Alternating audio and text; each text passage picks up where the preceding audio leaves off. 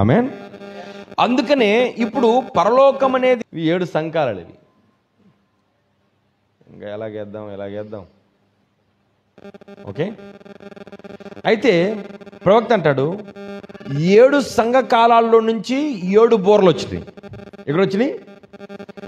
ఎక్కడ 7 బోర్లు మోగాయనంటే ఇదిగో 7వ కాలములో నుంచి 7 బోర్లు వచ్చినాయి. ఇప్పుడు మనం చూస్తున్న 7 బోర్లు, అక్కడ చూస్తున్న 7 బోర్లు, అవన్నీ మీరు గమనిస్తే 7వ కాలంలో స్టార్ట్ అయ్యాయి. అంటే ఈ 6-7 కాలంలో మధ్యలో ఏమొచ్చినాయి? ఇక్కడి నుంచి 7 బోరలు వచ్చాయి. ఆమేన్. నేను మళ్ళీ ఇట్లా ఇలా పెడతాను, ఇలాగా 4, 5, 6, 7. ఈ 6-7 బోరల మధ్యలో 7 ముద్రలు విప్పబడ్డాయి. ఆమేన్ అంటున్నారా?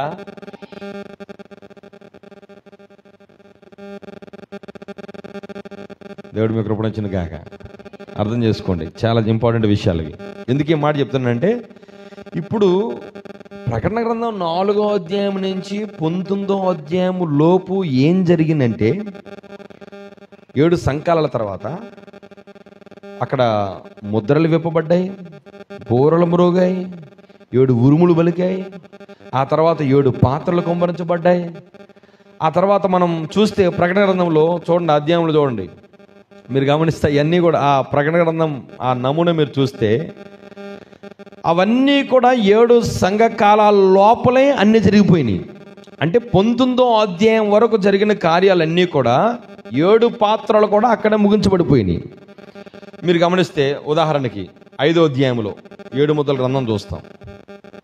అది నిత్యత్వంలో, అది దేవుని కుడి చేతిలో ఉంది. ఆ కుడి చేతిలో ఉన్న గ్రంథం విప్పడానికి అక్కడ యోధా గోత్రపు సింహంగా 7 కొమ్ములు కలిగి 7 కళ్ళు కలిగిన వాడు కూర్చొస్తూ ఉంటాం. అక్కడ 6వ అధ్యాయంలో 7 ముద్రలు ఇవ్వబడ్డాయి, 6 ముద్రలు ఇవ్వబడ్డాయి. 7వ అధ్యాయంలో 1,44,000 మంది గురించి రాయబడి ఉంది. ఆ తర్వాత 8వ అధ్యాయంలో 7వ ముద్ర ఇవ్వబడింది. ఆ తర్వాత 7 బోరలు మొదలైనవి. అక్కడ 8, 9 అధ్యాయాల్లో 6 బోరలు మోగినాయి. ఆ తర్వాత 6-7 బోరల మధ్యలో ప్రకటన గ్రంథం 10వ అధ్యాయం జరిగింది. అంటే 9వ అధ్యాయం తర్వాత 10వ అధ్యాయము, ఆ తర్వాత 11వ అధ్యాయంలో 1,44,000 మంది ఉంటారు. మరలా అక్కడ 2 సాక్షులను పంపుతాడు దేవుడు. ఇదంతా కూడా ఎక్కడ జరుగుతూ ఉందనంటే ఈ 6-7 బోరల మధ్య. ఇప్పుడు మనం ఎక్కడున్నాం? 6-7 బోరలు. ఏంటి 6-7 బోరలు అంటే? మొదటి ప్రపంచ 5వదేమో మొదటి ప్రపంచ యుద్ధం, ఇది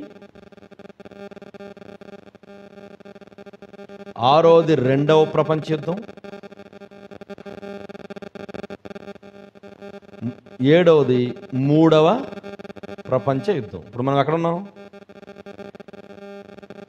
ఆల్రెడీ 2 అయిపోయినాయి, మనం 3లో ఉన్నాం. ఈ మధ్యలో ఏం చేశాడు దేవుడు? 7 ముద్రలు తెరిచాడు ఆయన. అవునంటారా? 7వ ముద్రగా ప్రభువు యేసుక్రీస్తు దిగి వచ్చి, ఇదిగో ఆయన సన్సెట్ పర్వతం దిగి రావడం కాదు, ఇప్పుడు 7వ ముద్రగా వ్యక్తిగతంగా ఒక్కొక్కరిలో దిగి వస్తున్నాడు ఆయన. ఇది మనలో రాకడ జరుగుతుంది ఇప్పుడు. సో ఇప్పుడు 7 ముద్రలు, 7 ముద్రల్లో నుంచే, ఓకేనా? ఈ 7వ ముద్రలో 7వ ముద్ర అంటే అన్నింటి యొక్క అంతం. ఇప్పుడు మనం ఎక్కడున్నామంటే ఆల్రెడీ 4వ ముద్రలో మనం ఉన్నాం. ఎక్కడున్నాం మనం ఇప్పుడు? ఏంటి 4వ ముద్ర? పాండురంగ గుర్రం. ఇదిగో పాండురంగ గుర్రంలో సాతానుడు వస్తే ఇప్పుడు పక్షిరాజు వంటి అభిషేకం మన మీద ఉండి ఈరోజు పక్షిరాజులాగా మనం రెక్కలు చాపి మనం ఎత్తబడిపోతూ ఉన్నాం.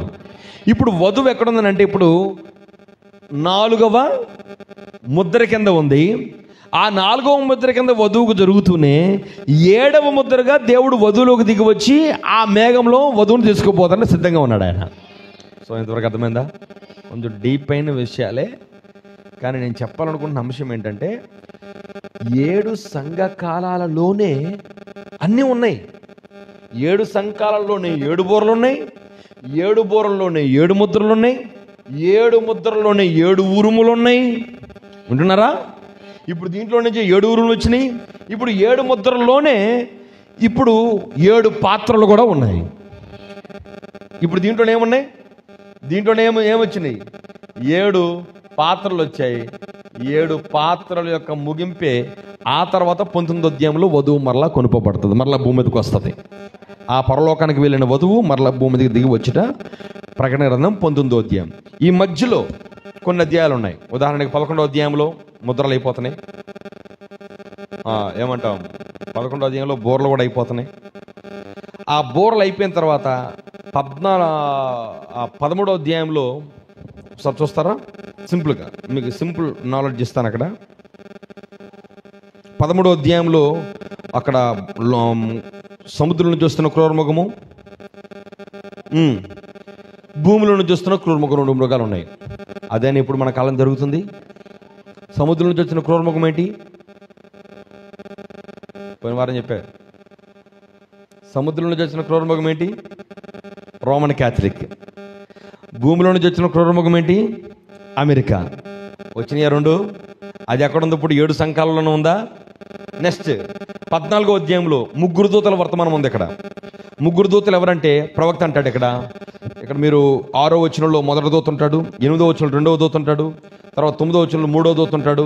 వీళ్ళు 3 ఎవరో కాదు, ఇదిగో Martin Luther, John Wesley, William Branham. వీళ్ళు 3 వర్తమానమే 14వ అధ్యాయం. ఆమేన్.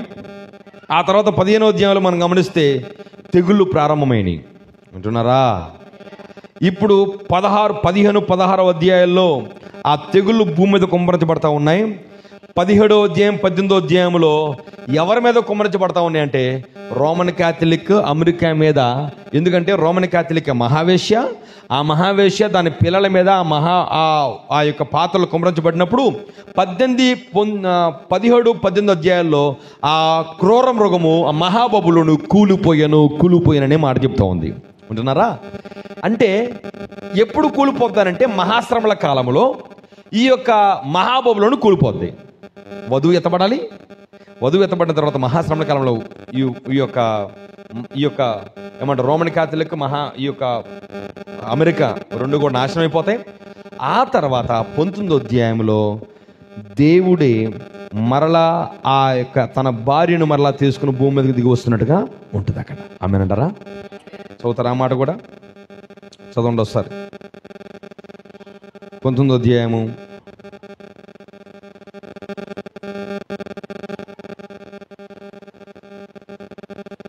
6-7 వచనాలు.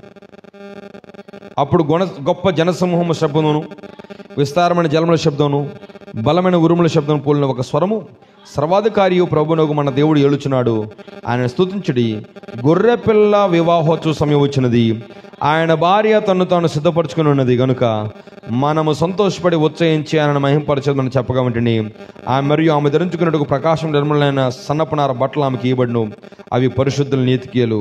మీరు కొంచెం కింద చదివితే 11వ వచనం నుంచి, ఇదిగో పరలోకం తెరబడినట్టు చూచితిని, అప్పుడు అదిగో తెల్లని గుర్రమోడు కనబడను, దాని మీద కూర్చున్న వాడు నమ్మకమైన వాడు, సత్యవంతుడు, నన్ను నామం గలవాడు, ఆయన నీతిని బట్టి విమర్శ చేసి యుద్ధం జరిగించున్నాడు, ఆయన నేత్రములు అగ్నిజాల వంటివి, ఆయన శిరస్సు మీద అనేక కిరీటములు నేను వ్రాయబడిన ఒక నామం ఆయనకున్నది, అది ఆయనకి కానీ మరెవరికి తెలియదు, రక్తంలో ముంచబడిన వస్త్రం ఆయన ధరించుకుని ఉండను, మరియు దేవుని వాక్య నామనికి ఆయన పెట్టబడింది. 14వ వచనం చూడండి. పరలోకమందున్న సేనలు శుభ్రమైన తెల్లని నారబట్టలు ధరించుకుని తెల్లని గుర్రములెక్కి ఆయనను వెంబడించుచుండిరి. హల్లెలూయా. ఎవరు వీళ్ళు? వధువు. ఏమో 4వ అధ్యాయంలో పైకెత్తబడింది, 19వ అధ్యాయంలో మరలా తెల్లని గుర్రం మీద దిగి వస్తూ ఉంది. ఇప్పుడు 19వ అధ్యాయంలో దిగి వచ్చేసరికి ఏమవుతుందనంటే ఈ 7 సంఘకాలన్నీ పూర్తయ్యి ఈ 7 సంఘకాలలో మొత్తం కూడా నాశనం అయిపోయిన తర్వాత 3వ ప్రపంచ యుద్ధంలో వాళ్ళు దిగొచ్చి ఆ 19వ అధ్యాయంలో వాడు దిగొచ్చి 3వ ప్రపంచ యుద్ధాన్ని భూమి మీద చేస్తారు. అర్థమవుతుందా? ఇంతవరకు అర్థమైందా?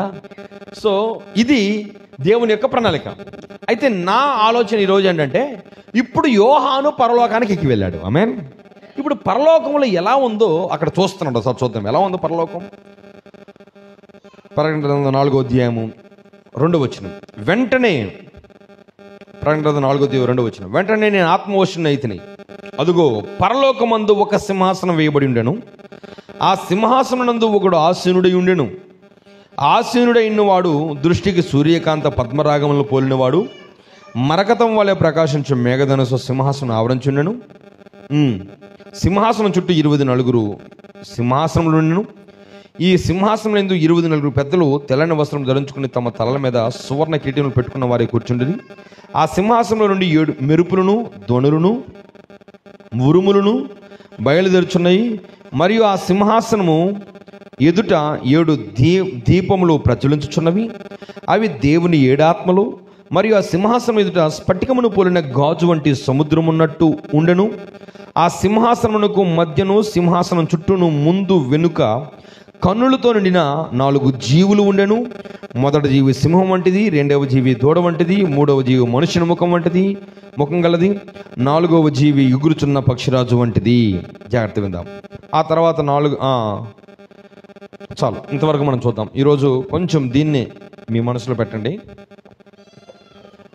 జాగ్రత్తగా కొద్ది నిమిషాలు మనం నేర్చుకుందాం ఈరోజు. ఆ సింహాసనం ఎలా ఉంటుంది, ఆ సింహాసనంలో అసలు మనం ఎక్కడ ఉంటామో ఈరోజు చూడాలి. చూస్తారా? ఎంతమంది నేర్చుకోవాలనుకుంటున్నారు ఈరోజు? దేవుడు మీ కృపణిచ్చును గాక. జాగ్రత్తగా ఉందాం. ఇది సింహాసనం అనుకుందాం. ఇది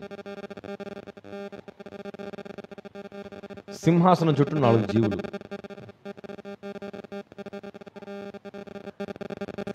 ఆ సింహాసనం చుట్టూ 4 జీవుల చుట్టూ ఇంకా 24 పెద్దలు ఉన్నారు.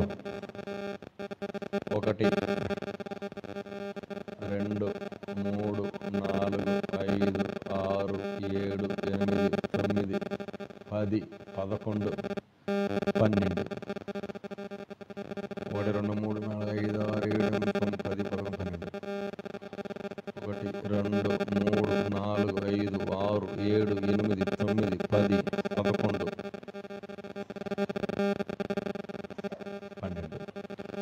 సో 12 మంది, మొత్తం 24 పెద్దలు.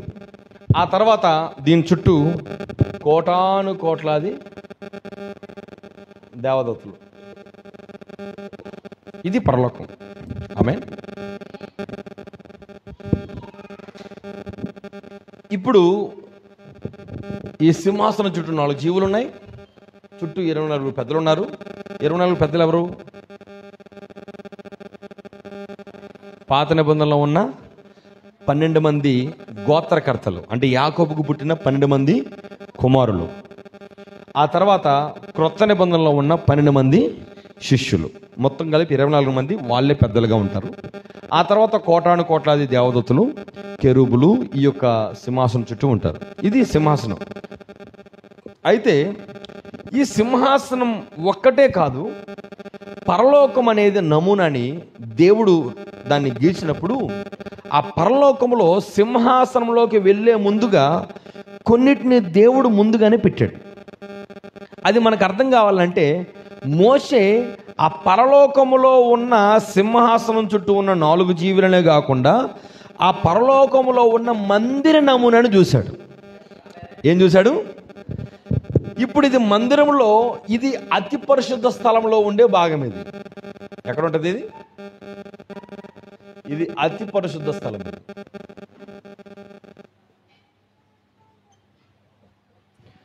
అయితే మందిరంలో ఇంకా మనకు 2 భాగాలు ఉన్నాయి. ఇక్కడ దీన్ని మనం పరిశుద్ధ స్థలం అంటాం. ఇది ఆవరణం. దీన్ని ఆవరణం అంటాం మనం. ఇది చాలా ప్రాముఖ్యమైనది. ఆవరణంలో మొట్టమొదటిగా ఒక ఇత్తడి గంగాలం ఉంటుంది. అది గంగాలం అంటాం. దీన్ని ఏమంటారు? బలిపీఠం అన్నాం.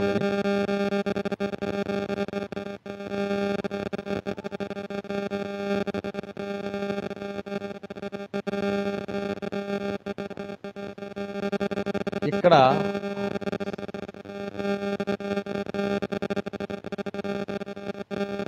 బొమ్మలేయడం రాదు కానీ కొంచెం జస్ట్ అర్థం చేసుకోండి. ఇది ఇత్తడి గంగాలం. ఇది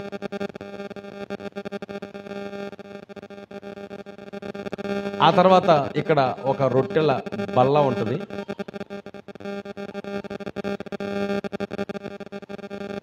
ఆ తర్వాత ఇక్కడ 7 దీప స్తంభముల బంగారం సువర్ణ దీప స్తంభములు ఉంటాయి. ఇక్కడ బంగారపు బలిపీఠం ఉంటుంది.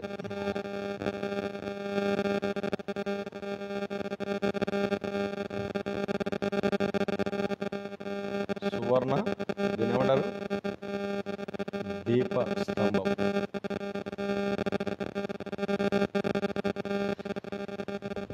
ఇప్పుడు మనం ఈరోజు ఈ వర్తమానంలో తెలుసుకోవాల్సింది ఏంటంటే, ఇది మనకు ఆల్రెడీ తెలుసు, ఎక్కడ ఏముందో మనకంతా తెలుసు. అయితే ఇక్కడ మనం ఎక్కడున్నాం, యూదులు ఎక్కడున్నారు, అసలు మన స్థానం ఎక్కడా, ఇదంతా కూడా ఈరోజు మీకు అర్థమయ్యే విధంగా దేవుడు మనకు బోధించును కాక. చాలా ఇంపార్టెంట్. ఎందుకంటే ఎవరు పడితే వాళ్ళు పరలోకానికి వెళ్ళే అవకాశం లేదు. ఇది పరలోకమే, ఇది పరలోకమే, ఇది కూడా పరలోకమే. ఇక్కడ కూడా వెళ్ళే వాళ్ళు ఉన్నారు, ఆవరణంలో ఉన్న వాళ్ళు కూడా వెళ్తారు అక్కడికి. అయితే ఇక్కడికి వెళ్ళే కొద్దిమంది ఉన్నారు, సింహాసనం మీద ఉండే వాళ్ళు కూడా కొద్దిమంది ఉన్నారు ఇక్కడ. అసలు మనం ఎక్కడున్నాము అన్నది మనం చూడాలి ఇప్పుడు. ఎందుకంటే బైబిల్లో ఇప్పుడు అసలు మన స్థానాన్ని మనం చూద్దాం. ఇది కనబడుతున్నాయి అసలు ఇవి.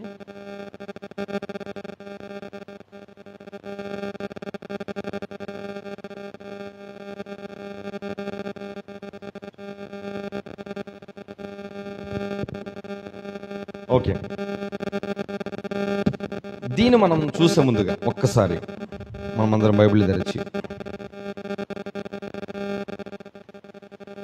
ఒకసారి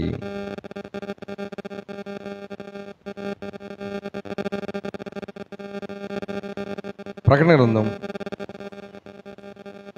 8వ అధ్యాయం, దానికన్నా ముందు 4వ అధ్యాయం చూద్దాం.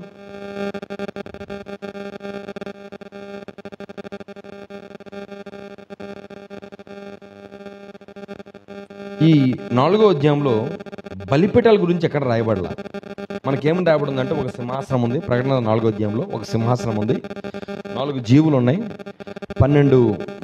24 పెద్దలు ఉన్నారు, కోటాను కోట్ల దూతలు ఉన్నారన్న సంగతి రాయబడింది. కానీ ఇక్కడ ఏమాత్రం బలిపీఠాలు ఉన్న సంగతి ఇక్కడ రాయబడలా. అంటే యోహాను దాన్ని చూడలా.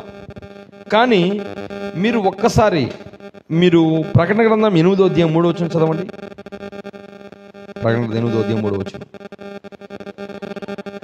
మరియు సువర్ణ ధూపార్తి చేత పట్టుకుని వేరొక దూత వచ్చి బలిపీఠం ఎదుట నిలువగా సింహాసనం ఎదుట ఉన్న సువర్ణ బలిపీఠం పైన పరిశుద్ధులందరి ప్రార్థనలతో కలుపుటకి అతనికి బహు ధూప ద్రవ్యములు ఇయ్యబడెను.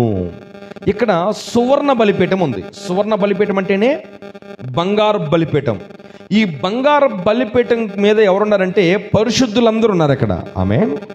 ఎవరున్నారు అక్కడ? ఇప్పుడు సువర్ణ బలిపీఠం అంటే ఏది? ఇది. బంగారు బలిపీఠం అంటే ఇది. ఇక్కడ ఎవరున్నారనంటే పరిశుద్ధులు ఉన్నారట. ఆమేన్. పట్టుకుంటున్నారా?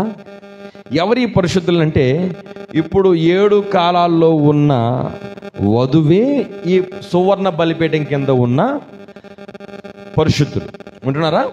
అందుకనే ఇక్కడ ఈ సువర్ణ ధూపార్తి చేత పట్టుకుని వేరొక దూత బలిపీఠం ఎదుట నిలువుగా సింహాసనం ఎదుట ఉన్న సువర్ణ బలిపీఠం పైన పరిశుద్ధులందరూ ప్రార్థన కలుపుటకై అతను బహు ధూప ద్రవ్యములు ఇయ్యబడెను.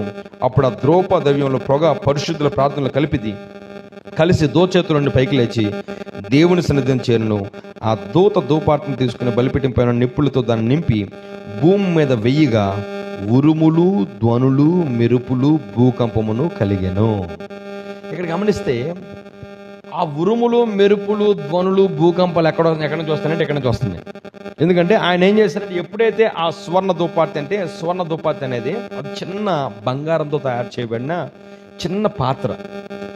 సువర్ణ ధూపార్తి ఆ ప్రధాన యాజకుడు ఏం చేయాలంటే చిన్న బంగారంతో ఉన్న ఒక ధూపార్తి, అది ఒక చిన్న దీపం లాంటిది, ఒక ధూపార్తి. అది దాంట్లో ఆ పరిశుద్ధుల యొక్క రక్తాన్ని ఏదైతే బయట చిందిస్తారో, ఏదైతే గొర్రెపిల్ల రక్తాన్ని చిందిస్తారో ఆ రక్తాన్ని చేతిలో పట్టుకుని ఒక చేతితో ఈ యొక్క సువర్ణ ధూపార్తిని తీసుకుని ఆయన ఎప్పుడైతే ఈ పరిశుద్ధ స్థలంలోకి వస్తాడో ఈ పరిశుద్ధ స్థలంలో బంగారపు బలిపీఠం దగ్గర అతను తీసుకొచ్చి దాన్ని 7 సార్లు చిమ్మి ఎప్పుడైతే ఆ యొక్క రక్తాన్ని అక్కడ చిందిస్తాడో అప్పుడు దేవుని సన్నిధికి ఆ యొక్క రక్తం చేరడం వల్ల అప్పుడు ఉరుములు, ధ్వనులు, మెరుపులను ఆ యొక్క సింహాసనంలో నుంచి బయటకు వస్తాయి. అంటున్నారా? కొంచెం జాగ్రత్తగా పట్టుకోండి. సో ఇప్పుడు ప్రవక్త ఈ గుంపు ఎవరంటారంటే 7 కాలాల్లో ఉన్న వధువే అక్కడ ఉండేది బంగారం బలిపీఠం కింద. అయితే ఇంకొక బలిపీఠం కూడా ఉంది అక్కడ. ఏంటది? ఇత్తడి బలిపీఠం. ఒకసారి 5వ అధ్యాయం తీద్దామా? 6వ అధ్యాయం, ప్రకటన గ్రంథం 6వ అధ్యాయం 9వ వచనం. ఆయన 5వ ముద్ర నింపినప్పుడు దేవుని వాక్యము నిమిత్తమును తామిచ్చిన సాక్ష్యం నిమిత్తం వధింపబడిన వారి ఆత్మలను బలిపీఠం కింద చూచితిని. వారు నాదా సత్యస్వరూపి పరిశుద్ధుడా, ఎందాక తీర్పు తీర్చకయు మా రక్తము నిమిత్తం భూనివాసులకు ప్రతిదండన చేయుకు ఉందువని బిగ్గరగా కేకలు వేసి తెల్లని వస్త్రం వారిలో ప్రతివానికి ఇయ్యబడును. మరియు వారి వలనే చంపబడబో వారి సహదాసుల యొక్కయు సహోదరుల యొక్కయు లెక్క పూర్తగు వరకు ఇంకా కొంచెము కాలము విశ్రమింపవలనని వారితో చెప్పబడెను. ఇదేంటంటే ఇత్తడి బలిపీఠం. ఇది ఇత్తడి బలిపీఠం కింద ఉన్న వీరెవరంటే యూదుల యొక్క ఆత్మలు. వీళ్ళందరూ హత్సాక్షులు అయ్యారు దేవుని కోసం. వాళ్ళకి నిజమైన దేవుడు ఏంటో, ఆ యేసుక్రీస్తు ఎలా పాపం ఎలాగా ఆ కలువరిలో చనిపోయాడు తన కోసం వాళ్ళు గుర్తించలేకపోవటం వల్ల వాళ్ళు 2000 సంవత్సరాల్లో యూదులందరూ కూడా ప్రపంచ దేశాలకు తరంబడి వాళ్ళందరూ కూడా వధించబడ్డారు. ఎవరైతే వధించబడ్డారో వధించబడిన వారి యొక్క ఆత్మలు ఎక్కడున్నాయంటే ఇత్తడి బలిపీఠం కింద ఉన్నాయి. సో ఇక్కడ మనం చూడాల్సింది, ఇక్కడ మొట్టమొదటి ఎవరున్నారు? ఇక్కడ యూదులు ఉన్నారు. ఇక్కడ ఎవరైతే హతసాక్షులైన యూదులు.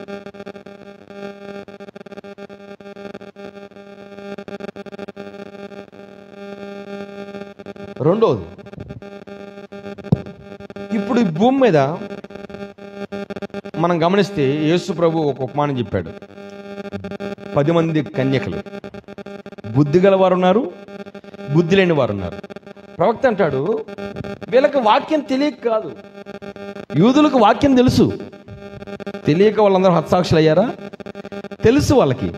అంటే మెస్సయ్య వస్తాడన్న సంగతి తెలుసు, కానీ వచ్చిన సంగతి వాళ్ళకి తెలియపోవటం వల్ల, ఆ పరిశుద్ధాత్మ వాళ్ళు పొందుకోకపోవటం వల్ల వాళ్ళు ఇత్తడి బలిపీఠం కింద ఉన్నారు. వాళ్ళు వీళ్ళు ఎవరంటే పరిశుద్ధాత్మతో నింపబడిన వారు. వీళ్ళు ఉంటున్నారా? వీరు పరిశుద్ధాత్మ కిందకి రాలా. ఏదైతే 7 దూతలను పంపాడో, లేకపోతే ప్రభువుని యేసుక్రీస్తు ఆ పరిశుద్ధాత్మను కుమ్మరించినప్పుడు 120 మందిలో వీళ్ళు లేరు. ఎవరైతే 120 మందిగా అక్కడ పరిశుద్ధాత్మ నింపబడిన ఉన్నారో వారికి ఈ గుంపులోకి వచ్చారు. కానీ వీళ్ళందరూ ఎవరంటే యూదులు హతసాక్షులు ఎవరైతే తయారయ్యారో వారందరూ కూడా ఇక్కడే ఉన్నారు. ఆమేన్. ఎందుకంటే వీరు శుద్ధీకరించబడ్డారు. ఎందుకంటే ఇది గంగాళం ఏదైతే ఉందో, ఇత్తడి గంగాళం అన్నామో, ఇత్తడి గంగాళంలో వాళ్ళు శుద్ధీకరించబడి ఉన్నారు. వీళ్ళు ఆల్రెడీ వధించబడ్డారు. అంటే అర్థం ఏంటంటే వాళ్ళని వాళ్ళు సమర్పించుకున్నారు దేవునికి. అలాగే వారు తెలిసిన వాక్యములో వారు నమ్మకంగా ఉన్నారు. కాబట్టి వారందరూ కూడా హతసాక్షులయ్యి ఇప్పుడు ఇత్తడి బలిపీఠం కిందకి వెళ్ళారు. అందుకనే జాగ్రత్త వినాలి ఇక్కడ ఈ పాయింట్. నరకములోకి వాళ్ళు వెళ్ళాల. యేసుప్రభుని త్రోసివేశారు కదా, వాళ్ళు నరకానికి వెళ్ళాల. వాళ్ళు ఎక్కడున్నారు ఇప్పుడు? అటు నరకానికి వెళ్ళలేదు, ఇటు పరదేశికి వెళ్ళాల. ఎక్కడున్నారు వాళ్ళు ఇప్పుడు అంటే ఆ ఇత్తడి బలిపీఠం కింద ఉన్నారు వాళ్ళు. అర్థమవుతుందా? దేవుడు మీ కృపణ ఇచ్చును గాక. వారు ఇంకా అటు నరకానికి వెళ్ళలా, ఇటు పరదేశకు రాలేదు. వారు ఇత్తడి బలిపీఠం కింద ఉండి, నాదా ఎంతకాలం మమ్మల్ని శిక్షించిన వాళ్ళు నువ్వు శిక్షించకుండా ఉంటావు అని వాళ్ళు అక్కడ ప్రార్థన చేస్తూ ఉన్నారు. అక్కడ దేవుడు ఏం రాయించారంటే 7వ ముద్రలో చూడండి 10వ వచనం, వారు నాదా సత్యస్వరూపి పరిశుద్ధుడా, ఎందాక తీర్పు తీర్చకయు మా రక్తము నిమిత్తం భూనివాసులకు ప్రతిదండన చేయకు ఉందువని బిగ్గరగా కేకలు వేసిరి. తెల్లని వస్త్రం వారిలో ప్రతివానికి ఇవ్వబడును. మరియు వారి వలనే చంపబడబో వారి సహదాసుల యొక్కయు సహోదరుల యొక్క లెక్క పూర్తగు వరకు ఇంకా కొంచెము కాలము విశ్రమింపవలనని వారితో. ఇప్పుడు వీళ్ళేగా చచ్చిపోయింది. ఇంకా వీళ్ళతో పాటు కొద్దిమంది చచ్చిపోతారు. ఇక కొంతమంది చచ్చిపోయే వాళ్ళు ఉన్నారు, హత్సాక్షులు అయ్యే వాళ్ళు ఉన్నారు. ప్రవక్త అంటాడు వధువు ఎత్తబడిన తర్వాత సంఘం మహాశ్రమల గుండా వెళ్తుంది. ఈ మహాశ్రమల గుండా వెళ్ళినప్పుడు కొంతమంది వాక్యమును నమ్మి హతసాక్షులు అవుతారు. వాళ్ళు కూడా వీరితో పాటు ఏమవ్వాలి? కలవాలి. అందుకనే ప్రవక్త అంటాడు ఇక్కడ వీరితో పాటు కలిసి ఉండే వాళ్ళు ఎవరంటే ఎవరైతే వాక్యం కోసం హతసాక్షులు అవుతారో ఆ బుద్ధి లేని కన్యకలు కూడా ఎక్కడుంటారు? వీళ్ళు డైరెక్ట్గా నరకానికి వెళ్ళరు. వీళ్ళు హతసాక్షులై వాక్యం కోసం చచ్చిపోయి మరలా వాళ్ళు ఆ బలిపీఠం కింద ఆత్మలాగా వాళ్ళు ఉంటారు. ఏమనంటారా? సో ఇక్కడ మాకు కీ అర్థమైంది ఏంటంటే, మనకి ఇప్పటిదాకా 2 స్థలాలకి వెళ్తారు అందరని మనకు తెలుసు. వెళ్తే పాతాళమని వెళ్ళాలి, లేకపోతే పరదేశాన్ని వెళ్ళాలి.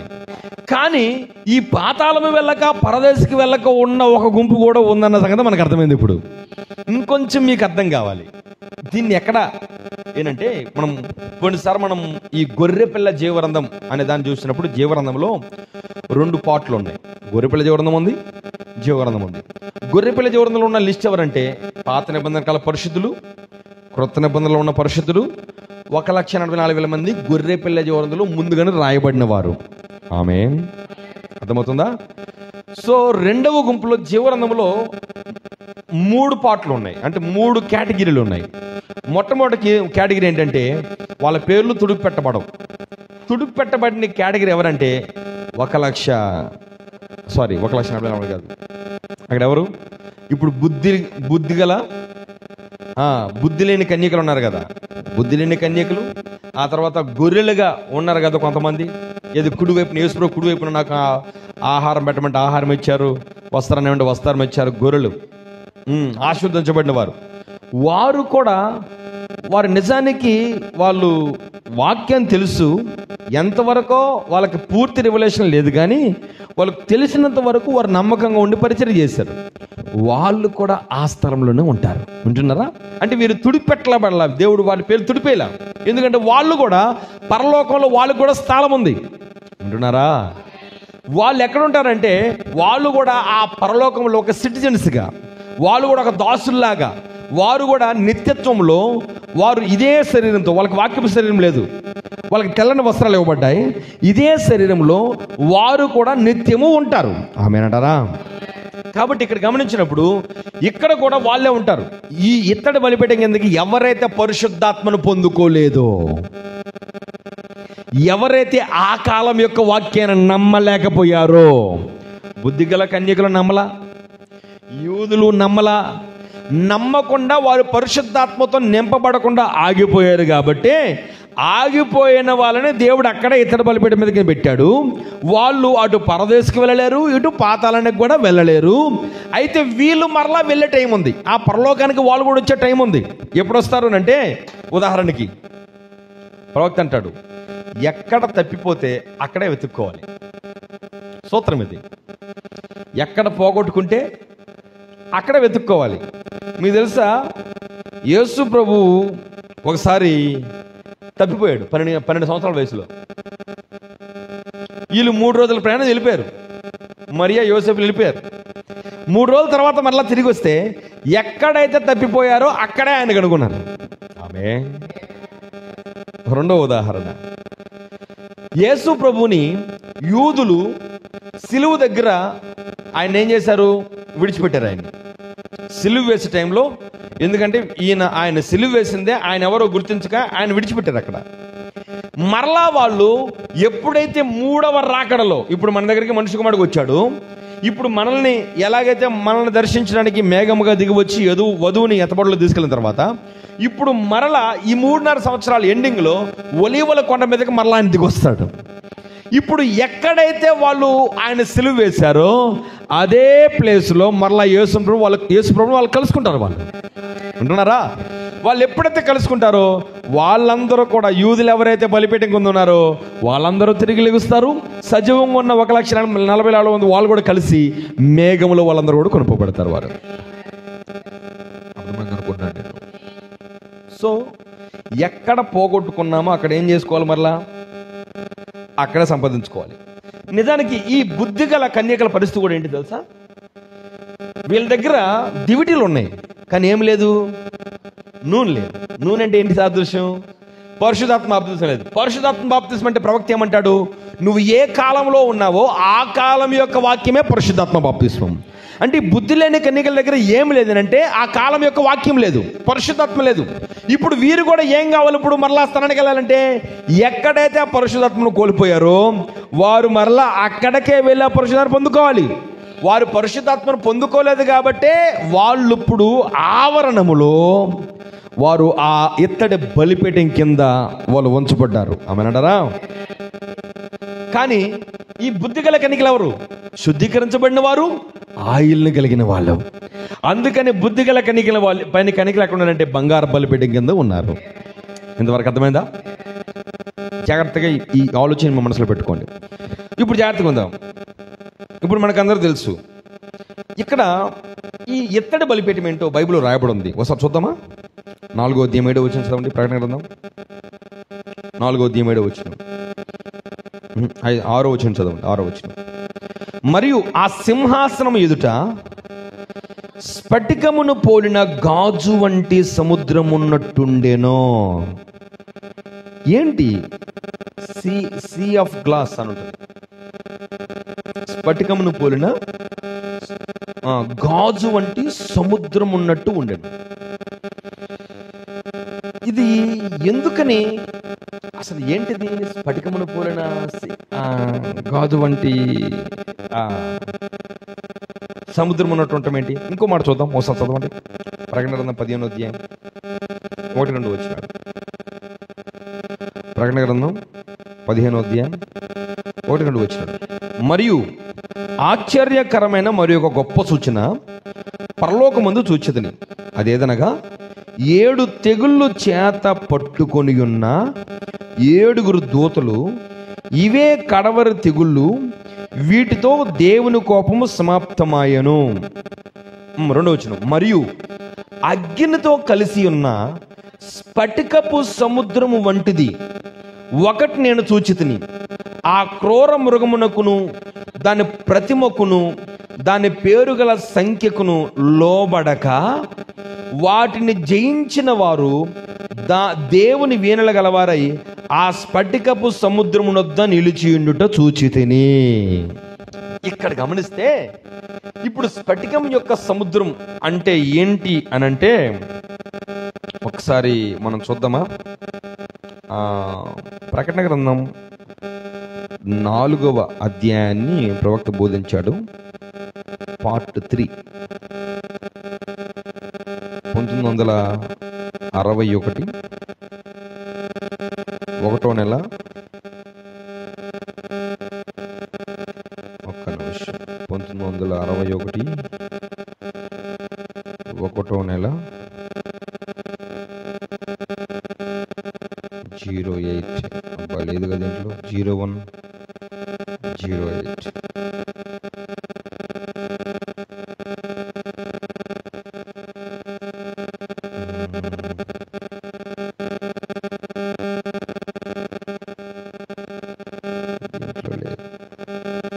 అయితే నేను ఇంగ్లీష్లో ఉంది, చదువుతాను.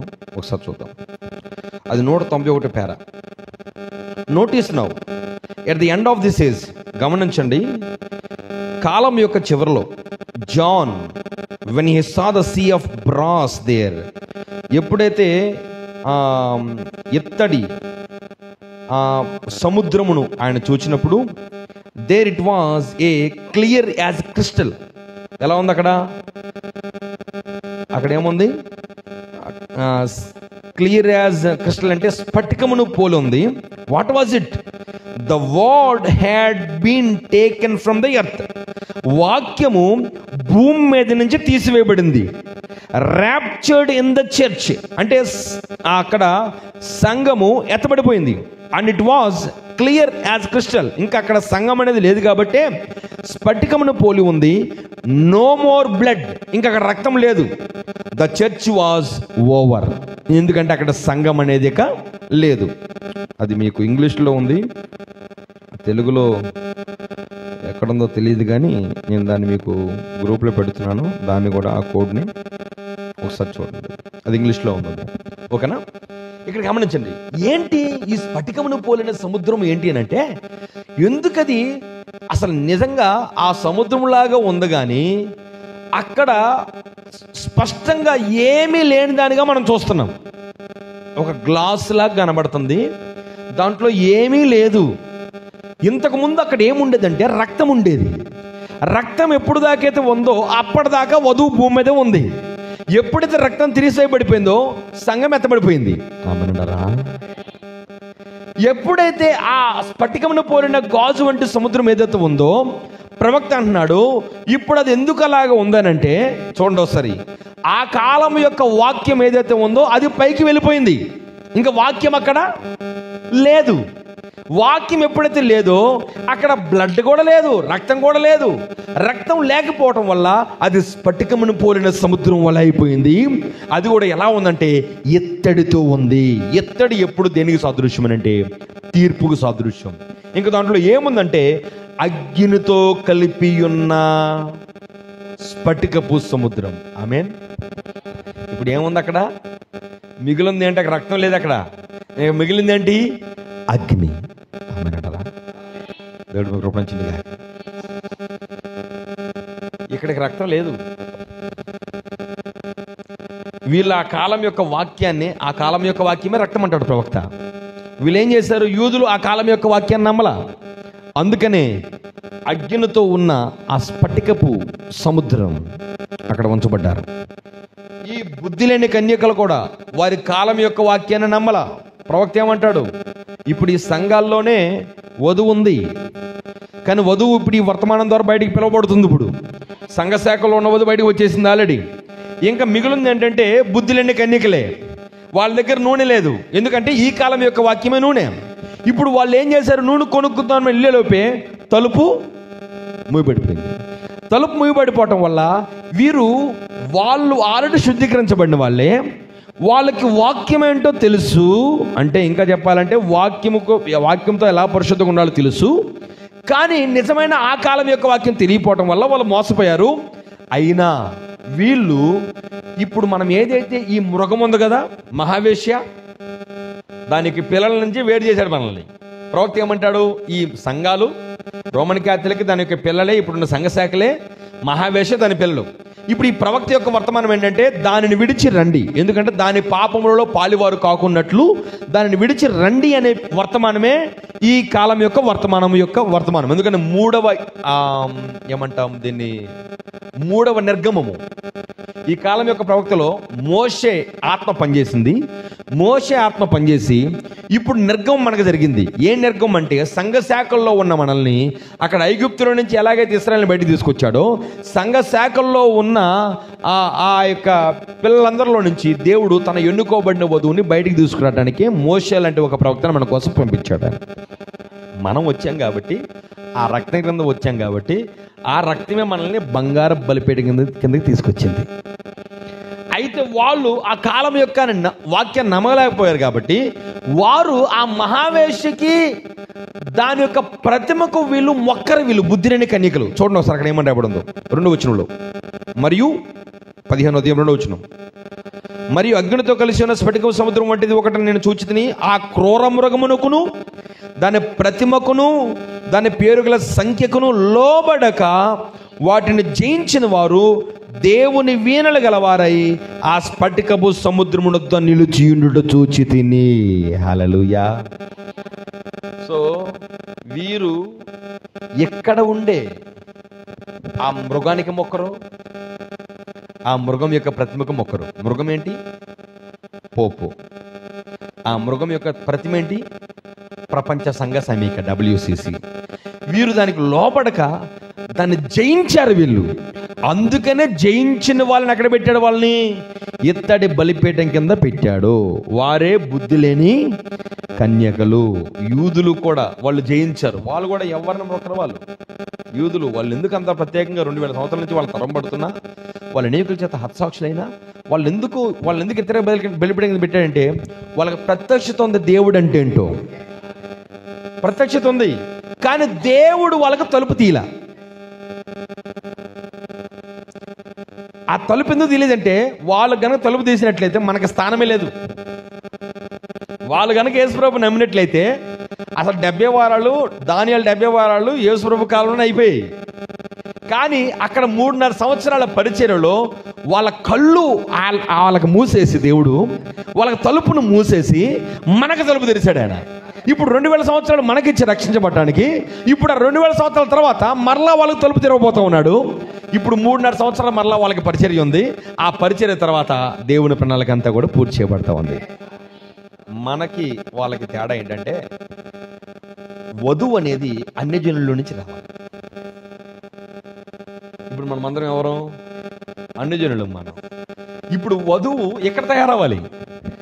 యేసు ప్రభు ఈ అన్య వధువుని వివాహం చేసుకోవడానికి వచ్చాడు. ఆయన వాళ్ళ కళ్ళు కావాలని మూసాడు, తలుపులు మూసాడు. వాళ్ళు అవుతారు. ఆ మాట కూడా కొరింథీయులకు రాసిన పత్రికలో ఉంటుంది. చూడండి ఒకసారి. కొరింథీయులకు రాసిన పత్రిక, కొరింథీయులకు రాసిన 2వ పత్రిక 3వ అధ్యాయము 12 నుంచి చూద్దాం. తీసారా? కొరింథీయులకు రాసిన 2వ పత్రిక 3వ అధ్యాయం 12 వచ్చిన. తగ్గిపోచున్న మహిమ యొక్క అంతమును ఇశ్రాయేలీయులు తేరుచూడుకున్నట్లు మోషే తన ముఖం మీద ముసుగు వేసుకును. మేము అట్లు చేయక ఇట్టి నిరీక్షణ గల వారిని బహుధైర్యంగా మాట్లాడుచున్నాము, మరియు వారి మనసులు కఠినములాయను గనుక నేటి వరకు పాత నిబంధన చదువుబడినప్పుడు అది క్రీస్తునందు కొట్టివేయబడినని వారికి తేటపరచబడక ఆ ముసుగే నిలిచి ఉన్నది. నేటి వరకును మోషే గ్రంథం వారు చదివినప్పుడల్లా ముసుగు వారి హృదయముల మీద ఉన్నది, కానీ వారి హృదయం ప్రభు వైపునకు ఎప్పుడు తిరుగునో అప్పుడు ముసుగు తీయబడును. దేవుడు ఏం చేశాడు? వాళ్ళకి ముసుగేశాడు కనబడినవ్వకుండా. కానీ వాళ్ళకి ముసుగు తీసే రోజు ఒకటి ఉంది. ఆ ముసుగు తీయబడినప్పుడు వాళ్ళందరూ కూడా రక్షించబడతారు. వాళ్ళకి ఎందుకు ముసుగేశాడంటే, మన కళ్ళు తెరవడానికి, మనకు ద్వారం తెరిచాడు ఆయన. ఇప్పుడు అన్య వధులలో ఆయన భార్య తనను సిద్ధం చేసుకుంటూ ఉంది. అప్పుడు ఎప్పుడైతే భార్య సిద్ధపరచబడుతుందో, ఎప్పుడైతే పైకెక్కిరమ్మని యోహాను పిలిచినట్లుగా మనల్ని ఎప్పుడైతే పిలుస్తాడో, ఇక వధువు ఎత్తబడిన తర్వాత అప్పుడు వాళ్ళ కళ్ళు తెరవబడతాయి. ప్రవక్త అంటాడు, ఈరోజు మన క్యాలెండర్, అన్ని జనులకి బైబిల్లో క్యాలెండర్ లేదు. మన క్యాలెండర్ ఎవరో తెలుసా? యూదులే మన క్యాలెండర్. హలో, అర్థమైందా? ఎందుకని? వాళ్ళ కళ్ళు మూస్తేనే మనం బయటకు వచ్చాం. ఇప్పుడు మనల్ని కళ్ళు మూసే టైం ఇది. ఆయన వచ్చింది దేనికోసం? ఎత్తపట్లు తీసుకెళ్ళడానికి. కానీ ఎవరు నమ్ముతున్నారు ఆయన్ని?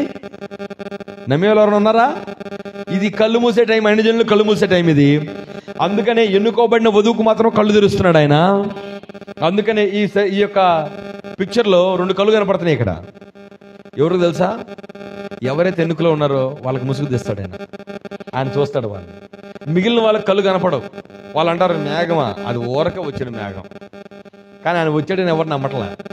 కానీ ఎవరైతే ఎన్నికలో ఉన్నారో వాళ్ళకి ఆయనే ముసుగు తీసి తన అర్థమైన విధంగా బోధిస్తాడు. సో అందువల్ల ఇక్కడ జరిగిన సంగతి అదే. వీళ్ళకి వాక్యాన్ని మూసివేశాడు. అందువల్ల వాళ్ళు మహాశ్రమలు గుండా వచ్చారు వారు. అందుకని ఇక్కడ రక్తమే లేదు వాళ్ళ దగ్గర, ఇక్కడ వాక్యం లేదు. ఎందుకంటే ఇక్కడున్న వధువు ఎత్తబడిపోయింది. వధువు భూమి మీద ఉన్నంత కాలమే రక్తం. చెప్పండి, అర్థమైందా? వధువు భూమి మీద ఉన్నంత కాలం రక్తం ఉంటుంది. ఆ రక్తం, నేను అనుకుంటున్నాను, రీసెంట్గా కొంతమంది సేవకులు చెప్తా ఉన్నారు, ఈ వర్తమానంలో క్రొత్త ఆత్మలు రావడం అనేది లేదు. ఇప్పుడు చూస్తున్నారు ఏమన్నా? ఆల్రెడీ క్రొత్త ఆత్మలకు ద్వారం అనేది మూత వేయబడిపోయింది. ఉన్న వాళ్ళు సరైన స్థితిలో మార్చబడే టైం ఇది. తెలిసిన వాళ్ళు సరి చేసుకునే టైం ఇది. కొత్త వాళ్ళు రావట్లా. ఎన్ని మీటింగ్లని పెట్టు, ఎంత ఖర్చు అని పెట్టు, కొత్త ఆత్మలు వస్తున్నాయి అంటే రావట్లా. కారణం ఏంటి తెలుసా? ఆ రక్తం అక్కడ ఇంకా ఇప్పుడు ఏమన్నా ఉంటే చివరి రక్త బిందువులు ఉన్నాయేమో అక్కడ. ఆ బిందువులు కూడా ఇదిగో వధువులో ఉంది. అది ఎవరైనా రక్షణ పొందాలంటే ఈ వధువు దగ్గర రావాలి. ఇప్పుడు రక్తం వధువులో ఉంది. ఇప్పుడు సింహాసనం వధువులో ఉంది. ఇప్పుడు వింటున్నారా? ఇప్పుడు ఆ ప్రధాన యాజకుడు దేవుడు ఇప్పుడు వధువులో ఉన్నాడు. మెల్కీసెదెకు వధువులో ఉన్నాడు. ఇప్పుడు ఎవరైనా రక్తం పొందుకోవాలంటే ఇది కొద్ది టైం మాత్రం ఉంది. ఎందుకంటే ఇప్పటికే మనం చూస్తే ఏదైతే ఇజ్రాయెల్ ఉందో, ఇజ్రాయెల్ మేల్కుంటూ ఉంది, తమ దేశాన్ని కాపాడుకుంటూ ఉన్నది, తమ స్వాస్థ్యాన్ని సంపాదించుకుంటూ ఉంది. అది మందిని కట్టడానికి నిజంగా సిద్ధపడతా ఉంది. ప్రపంచ దేశాలన్నీ దాని చుట్టూ ముట్టి దాన్ని నాశనం చేయాలన్నా ఏమాత్రం నాశనం చేయలేని పరిస్థితి. ఎందుకంటే ఇప్పుడు మన క్యాలెండర్ వాళ్ళే. అది జాగ్రత్తగా ఉందాం. నేను అసలు అంశంకి వెళ్తున్నా, 10 నిమిషాలు మాత్రం ఉంది. జాగ్రత్తగా అర్థం చేసుకునే ప్రయత్నం చేయండి. సో ఇప్పుడు మనం ఇంతవరకు చూసాం, ఈ ఇక్కడ అయితే రక్తం లేదు, ఇక్కడ వాక్యం కూడా లేదు. ఎత్తబడినప్పుడు రక్తం తీసివేయబడుతుంది. ఇంక ఏమాత్రం వీళ్ళు ఎత్తడి బలిపీఠం ఉంటారు. ఇక్కడ మిగిలి ఉన్నదే అగ్ని. ఆమేన్. అందుకని ఎప్పుడైతే వధువు ఎత్తబడుతుందో వాళ్ళు ఏమంటున్నారు, ఇప్పుడు పాత్రలు కుమ్మరించడానికి రెడీగా ఉన్నారు వాళ్ళు. అక్కడ 15వ అధ్యాయంలో అదే మాట రాయబడి ఉంది.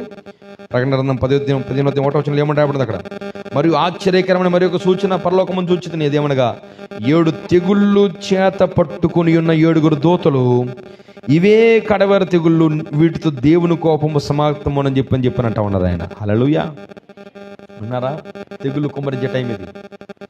భూమి మీద తెలుగు కుమ్మరించే టైంలో అక్కడ కొంతమంది ఉన్నారు. స్ఫటికం వంటి సముద్రంలో పూరిన ఒక గాజు లాంటి ఒక పోలి ఎత్తటి బలిపీఠం ఉంది. ఆ బలిపీఠం కింద ఉన్నవారు, వారు ఏ మృగానికి ప్రతిమకు మొక్కకుండా వారు పరిశుద్ధులుగా వారు జయించి ఉన్నారు. వాళ్ళకి ఆ స్థలంలో ఉంచాడు దేవుడు వాళ్ళు. ఇంతవరకు అర్థమైందా? ఇప్పుడు మనం చూద్దాం. ఇప్పుడు మనం ఎక్కడ ఉన్నాం? ప్రవక్త అంటాడు 7 కాలంలో ఉన్న వధువే మనం. ఎందుకంటే వీళ్ళు అపోస్తలుల బోధన అంగీకరించిన వాళ్ళు, 7 దూతల వర్తమానాన్ని అంగీకరించిన వాళ్ళు. ఈ అపోస్తలుల బోధన 7 దీపస్తంభంలో 7 దూతల వర్తమానాన్ని అంటే 7 అంతల ఆత్మను పొందుకున్న వాళ్ళు. కాబట్టి వీళ్ళు ఇప్పుడు బంగారపు బలిపీఠం కింద ఉన్నారు. అంటున్నారా? అయితే జాగ్రత్త విందాం. ఇప్పుడు దీంట్లో ప్రవక్త అద్భుతంగా దాన్ని తీసుకొచ్చాడు. ఎలాగనంటే అసలు మనం ఎక్కడున్నాం? అసలు అంటున్నారా? అసలు మనం ఎక్కడున్నాం?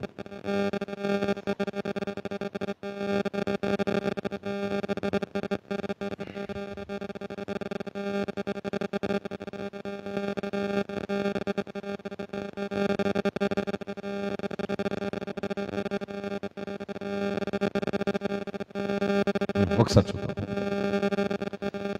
ప్రవక్త అంటాడు వధువు ఇక్కడ లేదు. ఇతర బలిపీఠం కింద వధువు లేదు. ఎందుకంటే వధువు అలానే ఎత్తబడింది. ఇప్పుడు ఆమె ఎక్కడికి వచ్చిందంటే ఇక్కడికి వచ్చింది. ఇక్కడ చూద్దాం. ఇక్కడ మనం చూసినప్పుడు ప్రవక్త ఈ వధువుని ఎక్కడ చూశాడో కొంచెం చూద్దాం. 7 కాలాలు ఉన్నాయి కదా. ప్రవక్త అంటాడు 7 కాలాలు కూడా ఒక కాలము ఇంకో కాలంతో కలిసిపోయింది. ఉదాహరణకి ఇది మొదటి కాలం అనుకుందాం. 2వ కాలము ఇక్కడి నుంచి స్టార్ట్ అవుతుంది. 3వ కాలము ఇక్కడి నుంచి స్టార్ట్ అవుతుంది. 4, 5, 6. ఓకేనా? ఇప్పుడు చూడండి, ప్రతి కాలము నెక్స్ట్ కాలంతో కలిసిపోతా ఉంది. ఆమేన్. మొదటి కాలము 2వ కాలంతో కలిసి ఉంది. 2వ కాలము మొదటి కాలంతో కలిసి ఉంది. 2వ కాలంతో కలిసి ఉంది. అంటున్నారా? 3వ కాలము 2వ కాలంతో కలిసి ఉంది. 4వ కాలంతో కలిసి ఉంది. అంటే ప్రతి కాలము దీన్నే ఓవర్ ల్యాపింగ్ అంటారు. ఓవర్ ల్యాపింగ్ అంటే ఏమంటారు తెలుగులో? కంటిన్యూషన్. అంటే ఇది మరొక కాలంతో కలిసిపోయి ఉంటుంది. అటు ముందు కాలంతో కలిసిపోయి ఉంటుంది, తర్వాత కాలంతో కలిసిపోయి ఉంటుంది. ఇది 1వ కాలం, ఇది 2వ కాలం, 3, 4, 5, 6. ఇప్పుడు 7వ కాలం. ఇక్కడి నుంచి ఇది 6వ కాలంలో కలవాలి. ఇప్పుడు ఎక్కడికి? 7వ కాలం అనేది 6వ కాలంతో కలిసి ఉంటుంది. ఇదేంటంటే ఇది నిత్యత్వం. ఇది ఏమంటారు? ఇది ఇప్పుడు వధువు ఎక్కడ కలిసింది? ఇప్పుడు నిత్యత్వంతో కలిసిపోయింది. ఆమెనంటారా? ఇప్పుడు కొంచెం మీ మనసులో దగ్గర పెట్టుకుని వినాల్సిన టైం ఇది. 6 కాలాల్లో ఉన్నవారు 7 దీపస్తంభముల మీద ఉన్నారు. బంగారం బలిపీఠం కింద కూడా ఉన్నారు. కానీ మనము ఉట్టి బంగారం బలిపీఠం కింద ఉండడమే కాదు. కొంచెం లోపలికి వెళ్దామా? ఇంకొంచెం చెప్తా. 7 కాలాల్లో ఉన్న వధువు చనిపోయింది. ఆల్రెడీ చనిపోయింది. చనిపోలేదా? సమాధానం అనుకుందాం మనం. ఓకేనా? వీళ్ళందరూ చనిపోయారు. కానీ మన కాలంలో ఇక్కడ శిరస్సు వచ్చింది. వింటున్నారా? శిరస్సు వచ్చింది. కొంచెం ఈ శిరస్సు నీకు పెడతానండి. నేను ఇక్కడ దాకా పెడతానండి. ఎందుకంటే 7వ కాలం ఇక్కడ ప్రారంభమైంది. దీన్నే ఏమంటామంటే పరిశుద్ధాత్మ కుమ్మరింపు అంటున్నారా? ఈ పరిశుద్ధాత్మ ఎప్పుడైతే కుమ్మరింపబడిందో, కొంచెం దీన్ని ఇక్కడ కూడా కాదు, మనం ఎక్కడ గీయాలంటే నేను ఇక్కడ గీస్తున్నాను, ఎందుకంటే ఇది 6వ కాలంలో సగం పోయింది అంటున్నారా? 7వ కాలం ప్రారంభంలో దేవుడు ఒక భాగంలో ఇక్కడ పరిశుద్ధాత్మను కుమ్మరించాడు, ఆయన వరాలను కుమ్మరించాడు. ఎందుకంటే ఈ శిరస్సులో నోరు కూడా ఉంది. అక్కడ ఏముంది? అక్కడ నోరు అనేది శిరస్సులో భాగమే. ప్రవక్త కళ్ళు ఎక్కడ ఉన్నాయి? ఇక్కడే ఉన్నాయి అనుకుందాం. శిరస్సు నేను కలుపుతున్నాను ఇక్కడ, ఉంటున్నారా? ఇప్పుడు ప్రవక్త ఇటు కాలంలో ఉన్నాడు, ఇటు నిత్యత్వంలో ఉన్నాడు ఆయన. ఎందుకంటే ఇప్పుడు కళ్ళుగా ప్రవక్త పరిచర్య జరిగిస్తూ ఉన్నాడు, ఇప్పుడు తలరాయి పరిచర్య కూడా ఆయనలోనే జరుగుతూ ఉంది. అంటే సగం పరిచర్య. ఇప్పుడు గమనిస్తే ఇది పెంతెకోస్తు వరంలో ఉండొద్దని అనుకుంటే కొంచెం జాగ్రత్తగా గీయాలి, చాలా ఇంపార్టెంట్. ఇక్కడ పరిశుద్ధాత్మ కాలం అయిపోయింది, ఇక్కడ ప్రవక్తను తీసుకొచ్చాడు దేవుడు. ఇక్కడ ఈ ప్రవక్త పరిచర్య స్టార్ట్ అయ్యి ఇదిగో 1963లో, ఇది 1963. ఈ గీత ఏంటిది? 1963లో నిత్యత్వం భూమికి వచ్చింది. అంటే పరలోకంలో ఉన్న దేవుడు భూమి మీదకి వచ్చాడు. ఆయన ఎప్పుడైతే భూమి మీదకి వచ్చాడో ప్రవక్త పరిచర్య ఎక్కడతో అయిపోయింది. ఇప్పుడు ప్రవక్త కాదు మనకు పరిచర్య చేస్తున్నప్పుడు, బలిష్ఠుడైన దూతే మనకు దూత. ఇప్పుడు ప్రవక్త చనిపోయాడు, ఎక్కడతో అయిపోయింది ప్రవక్త పరిచర్య, కంటి పరిచర్య అయిపోయింది. కానీ మనం ఎక్కడున్నామంటే ఇప్పుడు క్రీస్తు యేసును కలిగిన మనస్సును మనం కలిగి ఉండాలని బైబిల్ చెప్తుంది. ఇప్పుడు మనం ఎక్కడున్నామంటే ఆయన మనస్సు కాలంలో ఉన్నాం. వింటున్నారా? ఎప్పుడైతే ఈ కాలం యొక్క ప్రవక్త యొక్క వర్తమానాన్ని మనము తెలుసుకుని 1963లో వచ్చిన క్రీస్తును మనం గుర్తించామో, ఇప్పుడు నువ్వు నేను ఇక్కడ లేము, 7 కాలాల్లో లేవు. మనం ఎక్కడికి వచ్చేసామంటే నిత్యత్వంలోనికి వచ్చేసాం మనం. అవునంటారా? ప్రవక్త అంటాడు ఇదిగో 7 కాలాలు ఇవి. కానీ మనం ఎక్కడున్నాం తెలుసా? ఈ నిత్యత్వం లోపలికి ఎంటర్ అయిపోయాను మనం. ఈ పరిశుద్ధాత్మ యుగం ఏదైతే ఉందో అది నిత్యత్వంతో కలిపేస్తుంది మనల్ని.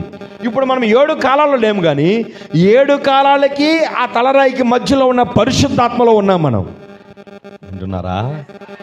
సో జాగ్రత్తగా వినండి. ఇప్పుడు తలరాయి వచ్చింది దేనికోసమనంటే ఈ బాడీని అంతా తిరిగి లేపడానికి.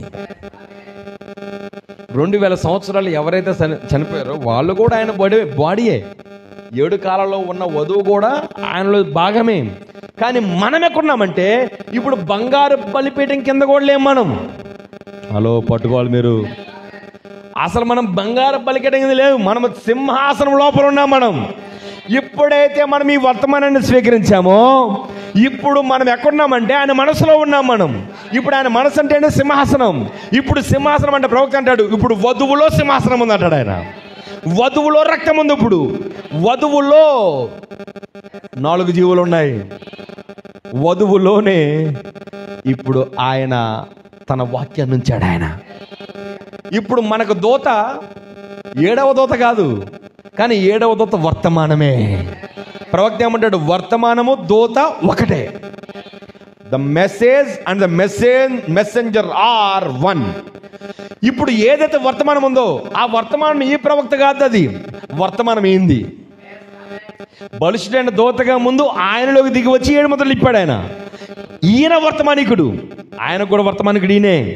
ఇప్పుడు ఆ వర్తమానికుడే ఈ వధువుని ఎత్తబాటులోకి తీసుకెళ్తా ఉన్నాడు ఆయన. ఉంటున్నారా? అందుకనే ఇప్పుడు పరలోకమునికి సంబంధించిన వరం మనం ఇప్పుడు 7 కాలాల్లో లేవు. మనం ఇప్పుడు ఎక్కడో ఇప్పుడు నిత్యత్వంలో కలిసిపోయాం.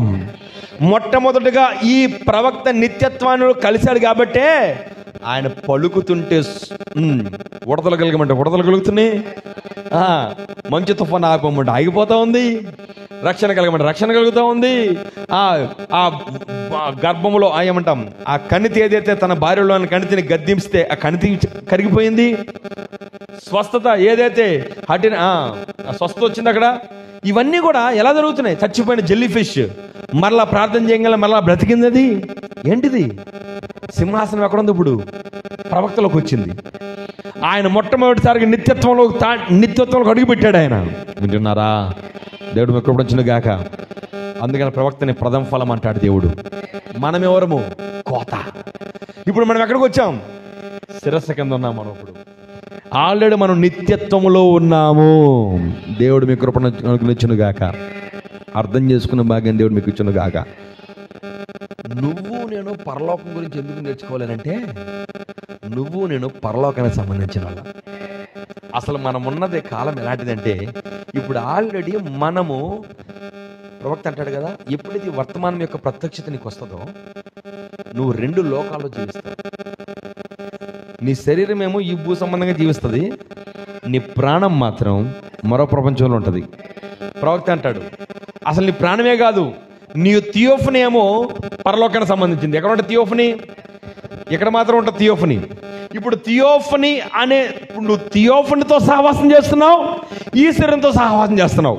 మందిరానికి వచ్చినప్పుడు నీ థియోఫనీ నుంచి, సేవకుని థియోఫనీ నుంచి వింటావు నువ్వు.